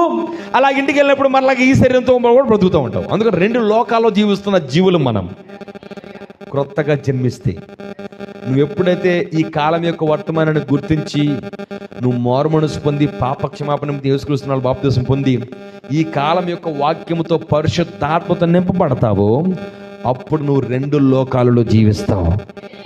వింటున్నారా? ఇప్పుడు మనం ఎక్కడికి వచ్చాం చెప్పినప్పుడు ఎక్కడున్నాం మనం నిత్యత్వంలో ఉన్నాం మనం. అందుకని మనం ఎక్కడున్నామంటే కాలము మరియు నిత్యత్వం కలుస్తున్న కూడల్లో ఉన్నాం మనం. ప్రవక్త వచ్చిందే కాలమును నిత్యత్వాన్ని కలిపి కూడలుగా దేవుడు పెట్టాడు. కూడలి అంటేనే 4 రోడ్లు ఉంటాయి.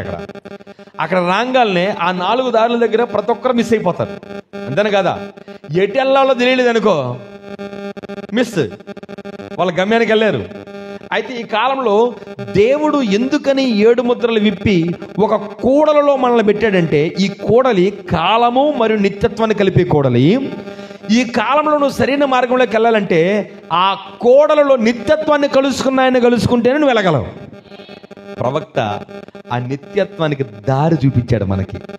ఆ దారిలో మనం వెళ్ళామంటే మనం కూడా ఆ నిత్యత్వంలో ఉండగలం. ఇప్పుడు ఆ ప్రవక్తను పక్కన పెడితే, సింపుల్ లాజిక్ అర్థం చేసుకోండి. ఇక్కడ సంఘం పరిశుద్ధాత్మతో నింపబడింది ఇక్కడ, కానీ వాళ్ళకి ఏం లేదు. ఇక్కడ ఉన్న కనెక్షన్ మిస్ అయిపోయింది. ఏంటా కనెక్షన్?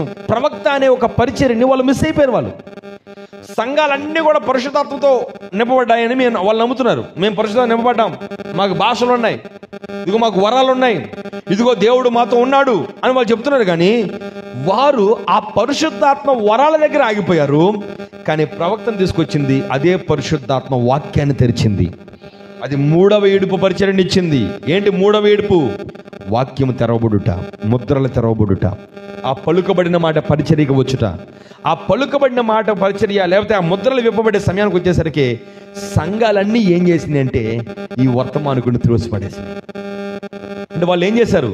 నిత్యత్వానికి వెళ్ళే దారిలో తప్పిపోయారు వాళ్ళు. ఆ కోడల దగ్గర, ఆ జంక్షన్లో ఆ ప్రవక్తను వాళ్ళు ఎప్పుడైతే ముందు పెట్టుకోవాల్సిన వాళ్ళు ముందు పెట్టుకోకుండా ఎప్పుడైతే ఆ ప్రవక్తను విడిచిపెట్టారో వాళ్ళు దారి తప్పేశారు. చివరికి వాళ్ళకి వాక్యమే అర్థం కాక ఆ కోడల్లో నిత్యత్వానికి వెళ్ళవలసిన వాళ్ళు నిత్యత్వానికి వెళ్లకుండా ఇదిగో నశించిపోయి, చివరికి కొంతమంది ఏమో వాక్యం తెలిసినంత వరకు నమ్మకంగా ఉండి వారు వాక్యం కోసం త్యాగం చెందబడి ఆ ఇతడు బలిపీఠం కిందకి వెళ్తేలే కొంతమంది డైరెక్ట్గా నరకానికి వెళ్ళిపోతున్నారు. అంటున్నారా? ఇప్పటిదాకా మీకు చెప్పిన దాంట్లో ఒకే ఒక చిన్న ఆలోచన. నువ్వు నేను కాలము నిత్యత్వము కలిసిన కూడల్లో ఉన్నాం మనం. ప్రవక్త కాలమును నిత్యత్వాన్ని కలిపిన వాడాయన. అందుకనే ఈ భూ సంబంధంగా ఆయన ఒక మనిషిలాగా ఉండేవాడు. పరలోకపు సంగతుల్ని దర్శనంలో చూస్తూ ప్రత్యక్షతో వాక్యాన్ని బోధించి ఎత్తబడి వధువుని సిద్ధపరిచాడు ఆయన. ఆయన జరగబోయే కార్యాలను చూడగలగల కారణం ఏంటంటే తన ఆల్రెడీ నిత్యత్వం కలిసిపోయాడు ఆయన. అర్థమవుతుందా మీకు? అందుకనే మార్గంగా దేవుడు ఆ ప్రవక్తను పెట్టాడు. ఈ వర్తమానం ఆయన ఎలాగైతే ఆ నిత్యత్వంలో కలిపిందో నిన్ను నన్ను కూడా నిత్యత్వం కలిపేది ఆ పరలోకానికి తీసుకెళ్లే వర్తమానం ఇది. ఎందుకంటే ఇప్పుడు ఆ పరలోకం మనలో ఉంది. ప్రవక్త అంటాడు, సింహాసనం వధువులో ఉంది, పరలోకం వధువులో ఉంది, రక్తం వధువులో ఉంది. ఇంకా చెప్పాలంటే ఏమంటాం, ఇప్పుడు ఆయన మనస్సు అంతా కూడా వధువులో కుమరిస్తున్నాడు. ఆయన వధువులో ఇప్పుడు ఆయన శరీరం అవుతున్నాడు ఇప్పుడు ఆయన. అంతేకాదు, ఇప్పుడు ఆయన ఏదైతే పలుకబడిన మాట ఉందో ఇప్పుడు అది వధువులో ఉంది. అంత అద్భుతమైన స్థానాన్ని మేము ఇచ్చాడు. కాబట్టి నువ్వు నేను చేయాల్సిన పని ఏంటి తెలుసా? అక్కడికి వెళ్ళాలి. అక్కడికి వెళ్ళాలి అంటే తప్పనిసరిగా మన స్థానం ఏంటో మనం చూడాలి. అమ్మనంటారా, మనం ఫైనల్ ఏజ్లో ఉన్నాం. మనం ఎక్కడున్నామంటే ఇప్పుడు ఆ 7 దీపముల కింద కూడా లేం మనం. ఇప్పుడు మనం ఆల్రెడీ సింహాసనంలోకి, అంటే అతి పరిశుద్ధ స్థలంలోకి వధువు వచ్చేసింది. ప్రవక్త అంటాడు, today braid is like God. అంటే వధువు ఎలాగుంది? ఇప్పుడు ఒక దేవుని వలె మారిపోయింది. ఇప్పుడు ఆమె బికమింగ్ లైక్ క్రైస్ట్. ఆమె క్రీస్తు వలె మారిపోతా ఉంది ఆమె. అందుకనే ఆ క్రీస్తు యేసును కలిగిన మనస్సు మనం కూడా కలిగి ఉండాలి. ఎందుకంటే దేవుని యొక్క మర్మము క్రీస్తు అయితే క్రీస్తు యొక్క మర్మమే వధువు అవుతూ ఉంది. ఇప్పుడు ఆ వధువులో క్రీస్తు తనను సంపూర్ణంగా బయలుపరుచుకుంటూ ఉన్నాడు ఆయన. అందుకనే ఈ వధువు ఇప్పుడు సంపూర్ణంగా, అంటే పరిపూర్ణమైన వధువుగా మార్చబడతా ఉంది. ఆయన లేకుండా మనం సంపూర్ణం కాలేము. అందుకనే దేవుడు ఏమై ఉన్నాడో అంత కూడా వధువులో కుమ్మరిస్తూ ఉన్నాడు. అందుకని ఇక్కడ అంటున్నాడు, ఆ వధువు ఎప్పుడైతే ఆ సింహాసనంలోకి వెళ్ళాడో, ఉన్నారా? ఎవరు వెళ్ళారు సింహాసనానికి? వధువు ఆ యోహానికి పిలుపు వచ్చింది. ఏమని? ఇక్కడికి ఎక్కిరమ్ము అని. ఆమెనంటారా, యోహాన్ ఒక్కడే విన్నాడు ఆ స్వరాన్ని. యోహాన్ ఎవరు వింటారు? ఇప్పుడు నువ్వు నేనే, మనమే వధువు, మనమే వింటాం ఆ స్వరం. ఎవరైతే ఆ స్వరం వింటారో వారికి పరలోకంలో తలుపు తెరవబడుతుంది. ఇది ఆల్రెడీ ఇదేంటి తెలుసా? తెరవబట్టం. ప్రవక్త అంటాడు, ఎప్పుడైతే ఈ వర్తమానం నీకు తెరవబడుతుందో ఉరుములు మెరుపులు అన్ని నీలో ఉన్నాయి. అప్పుడు సింహాసనం నీలో ఉండమే కాదు, ఉరుములు మెరుపులు నీలో ఉన్నాయి. కాబట్టి అలాంటి గొప్ప భాగ్యం దాంట్లో మనకి ఇచ్చాడు. మనము భూ సంబంధమైన మనుషులం కాదు, మనం పరలోకపు సంబంధులం. ఈ వర్తమానం చేత మనం ఎక్కడుంటున్నామంటే ఇప్పుడు పరలోకపు స్థలంలో కూర్చున్నామంటే, ఇప్పుడు బైబిల్ అదే మాట రాయబడి ఉంది, మనం క్రీస్తుతో కూడా పరలోకపు స్థలంలో కూర్చుండబెట్టబడ్డాం. ఇంకో మాట కూడా ఉంది, 3వ అధ్యాయం ప్రకటన 3వ అధ్యాయం చివరి రోజు చదివితే, ఇదిగో తలుపునొద్దుండి తడుచున్నాను. ఏ తలుపునొద్ద? సంఘాల తలుపుని తడుతున్నాడు ఆయన.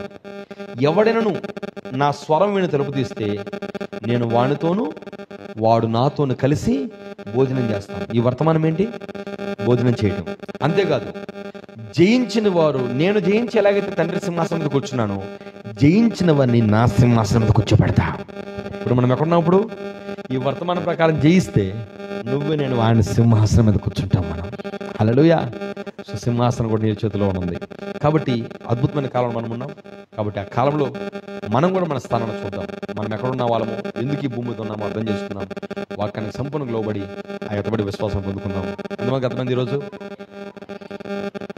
కొద్దిమంది పాతాళంలో ఉంటున్నారు, కొద్దిమంది ఇత్తడి బలిపీఠం కింద ఉన్నారు. వాళ్ళు పరిశుద్ధాత్మతో నింపబడిన వారు. వాళ్ళు బంగారు బలిపీఠం కింద ఉన్నారు. అయితే మనం బంగారు బలిపీఠం కింద కూడా లేము. మనం శిరస్సులో భాగము కాబట్టి, ఇప్పుడు మనం తలలో భాగం కాబట్టి, ఇప్పుడు ఆ మనసులో మనం భాగం కాబట్టి, ఇప్పుడు ఆల్రెడీ మనము నిత్యత్వములో మనం ఉన్నాము. గుర్తించండి, ఇంకా ఎక్కడ మనం లోబడలేదు వాక్యానికి సమర్పించుకోండి, వాక్యంగా మార్చబడండి. ఫైనల్ డేస్ ఇవి. ఇంకా ఎక్కువ కాలం ఉంటుందని నేను అనుకోవట్లా. మనం చివరి దినాలకు వచ్చాం. ఇప్పుడున్న పరిస్థితులు చూస్తూ ఉంటే ఇక కాలమే ఉండదు అనే పరిస్థితి మనకు కనబడుతూ ఉంది. ఎంతమందికి అర్థమవుతుందో నాకు తెలియదు, కానీ ఈ సెప్టెంబర్ నెలలోనే ప్రపంచ సంఘ సమైక్య మీటింగ్ జరిగింది. వాళ్ళు ఈసారి గొప్ప నిర్ణయాలు తీసుకుపోతున్నారు అనుకుంటున్నాను.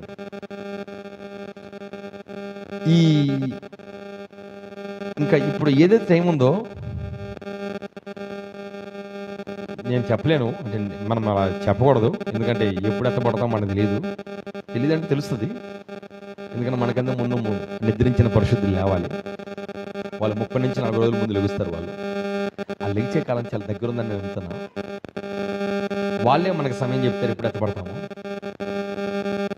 అయితే ఆ గడియ చాలా సమీపంగా ఉందని మాత్రం చెప్పగలను. ప్రపంచంలో ఉన్న పోకడలు చూస్తూ ఉంటే, ప్రవచనాలు నెరవేర్పు చూస్తూ ఉంటే ఇక మనకు సమయం లేదని మనకు తెలుస్తుంది. ఈరోజు నువ్వు వధువు అయితే మాత్రం ఎప్పుడెప్పుడు అక్కడికి వెళ్దానని చూడాలి, ఎప్పుడెప్పుడు అక్కడ కనబడదానని చూడాలి. ఇంకా భూ సంబంధమైన వాటి మీద మనసు పెడుతున్నావనంటే ఇది మనసు పెట్టే కాలం కాదు. ప్రవక్త ఏమంటాడు, మొదట నా నీతిని, నా రాజ్యాన్ని వెతకండి. వాక్యం రాబడుతుందా? మొదట నా నీతిని, నా రాజ్యాన్ని వెతకండి, అప్పుడు నీకేం కావాలో అవన్నీ నీకు అనుగ్రహించబడతాయి. మనం ముందు దేవుణ్ణి వెతకడం నేర్చుకోండి, దేవుని వాక్యానికి లోపడడం నేర్చుకోండి, దేవుని రక్తం దగ్గర రావడం నేర్చుకోండి, పరిశుద్ధాత్మతో నింపబడండి. అప్పుడు నీకేం కావాలని సమకూర్చే దేవుడే. కాబట్టి ఫైనల్ డేస్లో ఉన్నాం. ఆలోచించి సంపూర్ణంగా వాక్యాన్ని సమర్పించుకుందాం. అందరి తల్ల చిన్నకలు మూసుకుందాం, ప్రార్థన చేద్దాం. స్తోత్రం. ఒక్కసారి మళ్ళీ మనం పరిశీలన చేసుకుందామా? ఈరోజు నువ్వు ఎక్కడున్నావో నీ స్థానం నీకు అర్థమవుతుందా? ఎంత అద్భుతమైన కాలం అండి. ప్రవక్త అంటాడు, ఈ ప్రపంచంలో ప్రతి ఒక్కరిని దేవుడు ముందు పెట్టి తన విమోచన ప్రణాళికను అంతా కూడా వర్ణించి నువ్వు ఏ కాలంలో ఉంటావని కోరుకోమంటే ప్రవక్త అంటాడు అందరూ ఈ కాలాన్ని కోరుకుంటారంట. ఎందుకంటే ఈ కాలంలోనే తన విమోచన ప్రణాళిక అంతా కూడా బయలుపడే కాలం ఇది. ఈ కాలంలోనే మరణాన్ని రుచి చూడకుండా ఎత్తబడే కాలం కూడా. ఈ కాలమే ఆ సింహాసనం అంటే పరలోకముతో సహవాసం చేసే కాలం ఇది. అంటే నిత్యత్వంతో మనం కలిసే కాలం ఇది. అందుకనే అందరూ ఈ కాలంలో ఉంటామని కోరుకుంటారట. మరి ఈరోజు ఆ కాలంలో ఉన్న మన పరిస్థితి ఏంటి? వాళ్ళు ఎవరు లేరు. దేవుడు ఎందుకు పనికిరా నిన్ను నన్ను ఈ కాలంలో పెట్టాడు? ఇంత గొప్ప వర్తమానం వింటున్నాం మనం. వాళ్ళైతే ఈ కాలంలో పుట్టాలని కోరుకుంటారంట వాళ్ళు. మరి నువ్వు తెలుసో మనకు తెలియకుండా ఈ కాలంలో మనం పుట్టాం. నీకెలా ఉంది ఈ వర్తమానాన్ని బట్టి? నిజంగా ఈ వర్తమానం నాకు రావడం ఎంతో సంతోషమని ఆ వర్తమానానికి సంపూర్ణంగా లోబడుతున్నామా, లేకపోతే జస్ట్ నటిస్తున్నామా? ఆలోచించండి. ఇది నటించే కాలం మాత్రం కాదు. నటించే విశ్వాసులకు ఎత్తబాటు లేదు. కేవలం విశ్వాసులకు మాత్రమే. మనం వాక్య క్రమాలని పూర్తిగా పాటించే వాళ్ళు ఆయనకి కావాలి. పాటించే వాళ్ళకి అక్కర్లేదు ఆయనకి. ఇది నటించే కాలం ఎట్టి పరిస్థితుల్లో కాదు. ఇది దేవుడు మనం చెప్పే సాకులు ఆయన విండు. ఆయనకి సాకులు అక్కర్లా. ఆయనకు కావాల్సిన వాక్యం కావాలి. నీలో వాక్యం కనబడాలి. వాక్యం కోసం నువ్వు నిర్ణయాలు తీసుకుంటే ఆ వాక్యమే నేను బ్రతికిస్తుంది, ఆ వాక్యమే వెతబాటులో తీసుకెళ్తుంది. అందుకని ఈ కాలమును నిత్యత్వాన్ని కలిపి కోడల్లో ఒక ప్రవక్తను పంపించాడు ఆయన.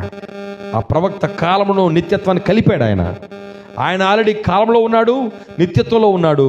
ఇప్పుడు ఆ నిత్యత్వంలో ఉన్న దేవుడే మేఘముగా దిగివచ్చి ఇప్పుడు పరలోకం భూమి మీదకి వచ్చింది. ఇప్పుడు ఆ ప్రత్యక్షత నువ్వు ఎప్పుడైతే పొందుకుంటావు, నువ్వు కూడా కాలంలో కాదు, నువ్వు ఉండేది ఇక నిత్యత్వంలో ఉంటావు. ఆ నిత్యత్వంలో ఉన్న వాళ్ళు ఎలా ఉంటారో అలాంటి గుణలక్షణం మనలో కనబడాలి. నిత్యత్వంలో ఉన్న వాళ్ళ క్రియలు మనలో కనబడాలి. అలా ఉన్నాయా మనలో క్రియలు? ఆలోచించండి. వర్తమానం అని చెప్పుకుంటే సరిపోదు. నేను వర్తమానమే అని చెప్పుకుంటే సరిపోదు. ఆ వర్తమానపు యొక్క క్రియలు మనలో కనబడాలి. ఆ క్రియలే మనల్ని పరలోకానికి తీసుకెళ్ళి. కాబట్టి సరి చేసుకుందాం, ప్రార్థన చేద్దాం. మహాగణుడ పరిశుద్ధుడా, ఎన్నో అద్భుతమైన విషయాలు ప్రభువా. నీ వాక్యం ఎంత గొప్పదనైనా అయ్యా. నీ ఈ వాక్యాన్ని వర్ణించడానికి మా నోరు సరిపోదు ప్రభువా, మా జ్ఞానం సరిపోదు నాయన. అయ్యా, ఎంతో లోతైన కార్యాలు మీ యొక్క ప్రవక్త ద్వారా అయ్యా మా కోసం బయలుపరిచే ప్రభువానికి స్తోత్రం అయ్యా. అవి వింటుంటే అవి మా నోటికి ఎంతో మధురంగా ఉన్నాయి ప్రభువా. ఎంతో లోతైన కార్యాలు. ఇంకను వాటిని అర్థం చేసుకుని ఎత్తబడి విశ్వాసాన్ని మేము కూడా పొందుకుందాము గాక. మమ్మల్ని దర్శించండి. వచ్చిన ప్రతి ఒక్కరిని దీవించి ఆస్వాదించండి దేవా. అయ్యా, వచ్చిన రవికుమార్ బ్రదరు, రాజకుమార్ బ్రదరు, వారి కుటుంబాలు దీవించి ఆస్వాదించండి. ఇంకా అనేకమైన కుటుంబాలకు ఉన్నాయి ప్రభా. అయ్యా, వారి క్రమాన్ని పాటించలేకపోతున్నారు. వారి కృప కలుగున గాక. వారు కూడా నాయన ఈ వాక్యాన్ని సంపూర్ణంగా లోబడే భాగ్యం దయచేయండి అని ఈ రాత్రికాల సమయంలో దేవా మమ్మల్ని మొగ్గుడు దీవించి ఆస్వాదించి దేవా. ఈ 23, 24, 25 జరిగే కూడికలు మీ నాన్న మేమకరంగా జరుగును గాక. మీ దాసులు మార్గారు వస్తుండగా ప్రభా అయ్యా, వాతావరణాన్ని స్వాధీనపరచుకోండి. కరెంటుని, లైటింగ్ని, సౌండ్ సిస్టాన్ని స్వాధీనపరచుకోండి. అయ్యా మాకు మేము ఎక్కడైతే మీటింగ్స్ పెడుతున్నా ఆ ప్రదేశాన్ని స్వాధీనపరచుకోండి. ఆ ప్రదేశాల్లో మీ పరిశుద్ధాత్మతో నన్ను మీరు అక్కడ ప్రాంతాన్ని నింపి ప్రభువా, ఎన్నుకోబడిన వారిని మీరు ఆకర్షించి రక్షించి ప్రభువా, ఎత్తబడి విశ్వాసంలో నడిపించి మీ ఆడు కోసం ఎత్తపరచమని ఈ రాత్రి దోలుతూ నింపండి. అని మీరు ఆడాల్సిన మరోసారి మేము కలిసి నిశ్చించే బాగా దయచేయమని యేసుక్రీస్తున్నామని అడుగుచున్నాము. ఆమేన్. మన ప్రభువును రక్షణ యేసుక్రీస్తు కృప ఆయన దీవెన సహవాసం మనకున్న సకల పరిశుద్ధులకు సదాకాలంతో నడిపించునుగాక. ఆమేన్. అందరికీ వందనాలు. దేవుడు అందరినీ ఆస్పత్రికి. God bless you. Thank you very much.